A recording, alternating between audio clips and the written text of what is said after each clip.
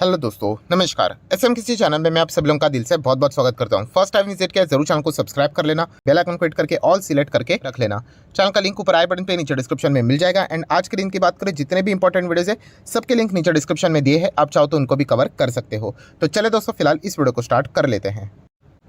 Sir हम लोग आ चुके हैं बिल्कुल हमारे नॉर्मल स्क्रीन के ऊपर। एंड आप सभी लोगों को पता है, यस, कल से वापस बाजार हम लोग को स्टार्ट होते हुए देखने को यहाँ पे मिल रहा है।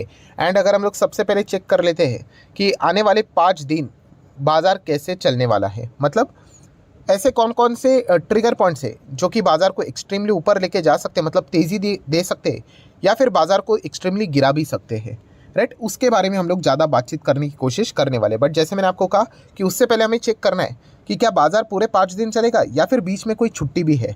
सो दोस्तों, अगर इस हफ्ते की अगर हम लोग बात करें तो दोस्तों बाजार पूरे 5 के 5 दिन चलने वाला है, कोई भी बीच में छुट्टी आने वाली नहीं है। अगर मार्च मंथ की अगर हम लोग बात करें तो इसके बाद का जो हफ्ता आने वाला है वहाँ पे हम लोग कह सकते हैं रामनवमी की छुट्टी हम लोग को थर्सडे के दिन देखने को मिलने वाले 30 मार्च को। सो इस हफ्ते की बात करें, 30 मार्च तो नहीं है, तो बाजार 5 के 5 दिन यहाँ पे चलने वाला है, कोई भी छुट्टी नहीं है, ठीक है। सो चलिए, सबसे पहले अभी हम लोग आ जाते हैं दोस्तों। आप सभी लोगों को पता है हम लोग क्या पहले चेक करते हैं कि बाजार का माहौल क्या कहलाता है। सो बेसिकली अगर देखा गया तो फ्राइडे के दिन मतलब मैं थोड़ा सा मतलब अगर हम लोग ऑब्जर्व करें तो मुझे ऐसा लगता है कि इंडियन मार्केट थोड़ा सा बच कर चल रहा है। अभी आप बोलोगे ऐसा बच कर कैसे, मतलब लकी कैसे हो रहा है। तो देखिए दोस्तों, अगर आपने गुरुवार का दिन देखा होगा, थर्सडे का दिन, सो थर्सडे के दिन बाजार हमारा क्लोज हो गया, ठीक है। उसके बाद 3:30 बजे के बाद असली तांडव शुरू हुआ। पूरे दुनिया भर के बाजार में गिरावट, एकदम दनादन गिरावट देखने को मिली। एंड जैसे क्लोजिंग होने आ गई, थोड़ा सा हम लोगों को पॉजिटिविटी देखने को मिला। सो इसीलिए फ्राइडे के दिन की बात करें, हमारे बाजार में हम लोग को अच्छी खासी अब थोड़ी बहुत ओपनिंग देखने को मिली। एंड उसके बाद बाजार ने ठीक ठाक ही परफॉर्मेंस दिया। देन अगेन फ्राइडे के दिन बाजार हमारा जैसे ही क्लोज हो गया, वापस विदेश के बाजार में हड़कंप मच गया, राइट। मतलब हम लोग यहाँ पे कह सकते कि हमारा बाजार जब चल रहा था, मतलब 9:15 बजे से लेके 3:30 बजे तक, तभी हम लोगों को इतना ज़्यादा पैनिक देखने को मिला। बट उसके अलावा अगर हम लोग दुनिया भर के बाजार की बात करें तो अच्छा पैनिक देखने को यहाँ पे मिला है। जैसे कि अगर हम लोग बात करें तो फ्राइडे के दिन भी अमेरिकन बाजार में नियर बाय 1.25% के आसपास की गिरावट हम लोग को देखने को यहाँ पे मिली थी। एंड इसी चीज़ के चलते दुनिया के बाकी के बड़े बाजार, यूरोपियन मार्केट्स की बात करें, जहाँ पे फ्रांस का बाजार आप देख सकते हो लगभग 1.5% के आसपास की गिरावट, यूके के बाजार की अगर हम लोग बात करें 1% की गिरावट, जर्मनी के बाजार की बात करें तो 1.25% के आसपास की गिरावट, मतलब दुनिया भर के जितने भी बाजार है सब में गिरावट है। उसके हिसाब से अगर हम लोग हमारे इंडियन मार्केट को कंपेयर करें तो इतना ज़्यादा गिरा यहाँ पे नहीं है। तो थोड़ा सा अभी हम लोग पीछे आ जाते हैं वापस इंडियन मार्केट की ओर। और 5 दिन का डेटा अगर मैं ओपन कर लूँ तो ओवरऑल हफ्ता कैसे चल रहा है, तो हफ्ता पिछले 5 दिन का आप देख सकते हो 2.25% की गिरावट देखने को मिली थी, 400 पॉइंट की। एंड इसके पीछे का पूरा रीज़न हर किसी को पता है, अमेरिकन बाजार। सो अमेरिकन बाजार में ज़बरदस्त पिटाई हम लोग को देखने को यहाँ पे मिली। मतलब हम कह सकते हो जो डीप्स आए थे वो बड़े बड़े डीप्स यहाँ पे थे, इसके चलते हम लोग को नेट परफॉर्मेंस अभी तक देखने को यहाँ पे मिला है। नेक्स्ट अगर हम लोग यहाँ पे बात करेंगे दोस्तों, थोड़ा सा अभी हम लोग आ जाते हैं इंपॉर्टेंट पॉइंट्स के ऊपर। सो हर किसी को यहाँ पे पता ही है कि इस हफ्ते का सबसे बड़ा इंपॉर्टेंट ट्रिगर पॉइंट अगर कोई रहेगा तो वो रहेगा दोस्तों FOMC की बैठक। यस, FOMC की बैठक। एंड इससे रिलेटेड क्या आउटकम निकल कर आता है, एंड उसी के साथ साथ हमारे पॉवेल जी यहाँ पे क्या कमेंट्री देते हैं, ये भी देखना तो उतना ही इंपॉर्टेंट यहाँ पे रहने वाला है। सो डेफिनेटली यहाँ पे अभी 4 ऑप्शन यहाँ पे आ चुके हैं, 25 basis point, 50 basis point, no rate hike या फिर कट भी हो सकता है, ऐसे ऑप्शंस यहाँ पे आ रहे हैं, राइट। सो इसी से रिलेटेड हम लोग को वोटिंग देखने को यहाँ पे मिल रही है। आप चाहो तो इन 4 ऑप्शन में से आपको क्या लगता है, आप ज़रूर नीचे कमेंट सेक्शन में बोल सकते हो। 25, 50 कोई रेट हाइक नहीं होगा या फिर रेट कट होगा, तो आपको क्या लगता है, आप चाहो तो रीज़न के साथ यहाँ पे बता सकते हो। मैं इसके ऊपर एक लॉजिकली एक वीडियो ज़रूर बनाऊंगा, राइट। हम भी प्रेडिक्ट करने की कोशिश करेंगे कि क्या बेस्ट सिनेरियो हो सकता है एंड क्या वर्स्ट सिनेरियो हो सकता है, राइट। सो चाहो तो आप इससे रिलेटेड कमेंट सेक्शन में बातों को रख सकते हो, ठीक है, फाइन।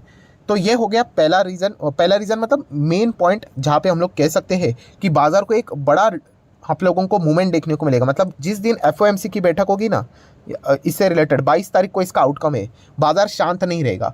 इधर एक्सट्रीमली गिरावट मतलब अप अपसाइड देखने को मिल सकता है या फिर एक्सट्रीमली गिरावट देखने को मिल सकता है, राइट। एंड उसके पहले हम लोग कह सकते हैं बहुत सारा प्रिडिक्शन का खेल चलेगा, राइट। अफवाह तो आती ही रहती है कि ये होगा वो होगा करके। सो बहुत ही हम कह सकते हैं सुपरसोनिक ये हफ्ता यहाँ पे रहने वाला है, बहुत ही ज़्यादा ड्रामेटिक ये हफ्ता हम लोग को देखने को यहाँ पे मिलने वाला है। एटलीस्ट 22 तारीख तक तो हम लोग ये सारी चीज़ें बोल सकते हैं। हमारा जो मार्केट का रिएक्शन रहेगा वो 23 तारीख को देखने को मिलेगा, क्योंकि 22 तारीख हमारा मार्केट क्लोज होने के बाद लेट नाइट अमेरिकन बाजार में 11:30 बजे के आसपास वो डेटा रिलीज हो जाएगा। सो ये सबसे कीमती चीज़ है दोस्तों, सबसे कीमती चीज़, राइट। सो इसके ऊपर फोकस रहना चाहिए। देन अगर देखा गया तो थोड़ा सा अगेन मतलब जितने भी खबरें हैं ना दोस्तों, इस हफ्ते 3 मेजर खबरें हैं, तीनों के तीनों आउटसाइड इंडिया है। पहला तो एफओएमसी का हो गया अमेरिका से, देन यूरोप के मार्केट से। मतलब अगर हम लोग यहाँ पे बात करें यूके की, ब्रिटेन की बात करें, तो वहाँ पे हम लोग को उनका इन्फ्लेशन का डेटा, सीपीआई का डेटा हम लोग को देखने को यहाँ पे मिलने वाला है। सो डेफिनेटली ये भी एक बहुत ही इंपॉर्टेंट चीज़ रहेगी। एंड जिस दिन ये डेटा आएगा उसके नेक्स्ट दिन इमीडिएटली बैंक ऑफ इंग्लैंड का भी हम लोग को मॉनेटरी पॉलिसी का डेटा देखने को यहाँ पे मिलेगा। मतलब वही रेट हाइक करेंगे नहीं करेंगे, कितना करेंगे। सो इससे रिलेटेड पूरा हफ्ता हम लोग को बिजी रहते हुए देखने को यहाँ पे मिलने वाला है। बट असली जो फोकस है हर किसी का आपको पता ही है, एफओएमसी के ऊपर ही यहाँ पे रहता है।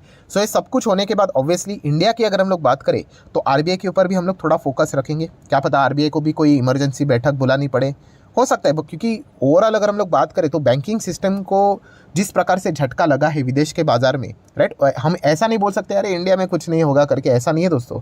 कैस्केडिंग इम्पैक्ट धीमे धीमे धीमे धीमे धीमे करके कैसे आ रहा है आप देख रहे हो। पहले छोटे छोटे कंपनी के नाम आ रहे थे, नज़ारा टेक का बात हो रहा था, देन एम्फेसिस का बात हो रहा था, कोफोर्ज का हो रहा था। कल के दिन आपने देखा होगा टीसीएस, इन्फोसिस, विप्रो के भी नाम सामने आ रहे हैं। मतलब ऐसी बात नहीं कि वो डूब रहे करके, बट झटका कुछ ना कुछ तो लगता है, कुछ ना कुछ। तो वो बात मैं आप लोगों के सामने यहाँ पे रखना पसंद करूंगा, राइट। तो इसीलिए आरबीआई की भी कभी भी बैठक हो सकती है, उसके ऊपर भी आप चाहो तो फोकस बना के रख सकते हो। नेक्स्ट अगर हम लोग बात करेंगे, नो डाउट दोस्तों, एफआईएस डीआईएस एक्टिविटीज़ अगर हम लोग कहें तो मार्च मंथ में भी शुरुआत में ठीक ठाक यहाँ पे परफॉर्मेंस देखने को यहाँ पे मिल रहा था। बट उसके बाद 9 मार्च से अगर हम लोग बात करें, वापस लगातार एफआईएस की एग्रेसिव सेलिंग हम लोग को देखने को मिली है। मतलब 3-3, 4-4 मतलब 1000, 1500, 2000 करोड़ के सेलिंग देखने को मिली है। नो डाउट हम कह सकते हैं साइमल्टेनियसली डीआईएस के हाथ मजबूत है, इसलिए हमारा मार्केट भी यहाँ पे मजबूत है, राइट। सो ये एक चीज़ तो हम लोग को ज़रूर देखने को मिल रही है। बट डेफिनेटली एफआईएस का कमबैक करना भी हमारे मार्केट के लिए एक इंपॉर्टेंट पॉइंट रहेगा। बट फिलहाल तो अगर देखा गया तो नेट सेलर ही करके, बिकवाली कर ही चल रहे हैं, जो कि हम लोग यहाँ पे देख रहे हैं। नेक्स्ट अगर हम लोग बात करेंगे crude oil, yes crude oil की बात करें सो दुनिया में वही बैंकिंग सिस्टम से रिलेटेड इधर उधर की बातें, अमेरिका, यूके, यूरोप की बात करें तो रिसेशन का खतरा देखने को मिला है। जब भी रिसेशन की बात यहाँ पे होगी क्रूड ऑयल यहाँ पे गिर जाता है। ऑब्वियसली ना डिमांड कम हो जाएगा, इस चीज़ के चलते आपको पता है ओवर सप्लाई ऑलरेडी रहेगा, प्रोडक्शन तो उन्होंने जो पुराने प्रॉमिस किए थे वही रहेंगे, तो इसलिए प्राइस भी नीचे यहाँ पे आ जाता है। सो ये तो मैक्रो इकोनॉमिक्स है, कभी प्लस कभी माइनस ये चलता रहता है। बट फिलहाल हम लोग कह सकते हैं कि जो क्रूड है, ब्रेंट क्रूड की बात करें, ये हमारा वाला क्रूड है, वो 73 से भी नीचे देखने को यहाँ पे मिल रहा है। एंड WTI की बात करें ये तो 65 के रेंज में आ गया, राइट। सो ये भी हम लोग को एक इंडिकेशन देता है कि जो ये अमेरिकन बाजार में, यूरोपियन मार्केट्स में जो चीज़ें चल रही है उसका इम्पैक्ट देखिए कितना गहरा हम लोग को इनके ऊपर देखने को मिल रहा है। देन अगर हम लोग बात करेंगे दोस्तों, डॉलर अगेन हम लोग को कॉस्टली मजबूत होते हुए देखने को मिल रहा है। वापस इंडिया की जो रुपी की जो जर्नी थी वो थोड़ी सी 81 की ओर वापस जाती हुई देखने को मिल रही थी, बट वो टेम्पररी थी। वापस हम लोग को अभी वो 83 की ओर बढ़ते हुए देखने को यहाँ पे मिल रहा है। सो डेफिनेटली हम लोग कह सकते हैं इंडियन रुपी का कमज़ोर होना ये बिल्कुल भी अच्छी बात तो हमारे लिए हो ही नहीं सकती। देन बात करेंगे गोल्ड। गोल्ड आप देख सकते हो बहुत ही सिंपल सी चीज़ है, जब भी इक्विटी मार्केट में अच्छा खासा दबाव देखने को मिल जाता है, गोल्ड में आप देख सकते हो अच्छी खासी हम लोग को मतलब पोजीशन शिफ्ट होते हुए देखने को यहाँ पे मिल जाती है, राइट। मतलब इक्विटी पिटेगा तब बॉन्ड मार्केट, गोल्ड मार्केट अच्छा करना यहाँ पे मतलब नॉर्मल सा ये गणित है, ये चीज़ें हम लोग को देखने को मिल जाती है। अभी आप देख सकते हो गोल्ड वापस हम लोग को 60 के ऊपर जाते हुए देखने को यहाँ पे मिला है। बीच में बहुत सारे लोगों ने सवाल भी पूछा था, कभी मैं मैक्सिमम चार्ट पैटर्न ओपन करूँगा, ये देखिए यहाँ पे बहुत ज़बरदस्त गोल्ड ने पिक पकड़ा था और ये उसके बाद सडनली गिरा था। सर गोल्ड में क्या करना चाहिए, मैंने आपको एक कोट बताया है, राइट।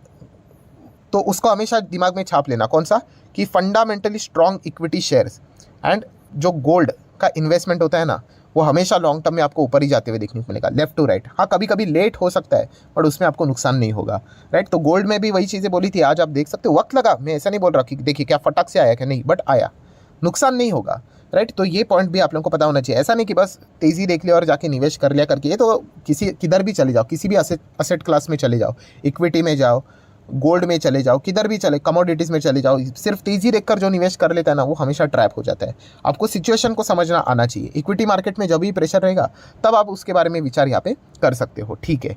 नेक्स्ट अभी आखिरी पड़ाव की बात करें तो ऑब्वियसली ऑप्शन चेन। तो ऑप्शन चेन में भी कोई रॉकेट साइंस की तो बात है नहीं।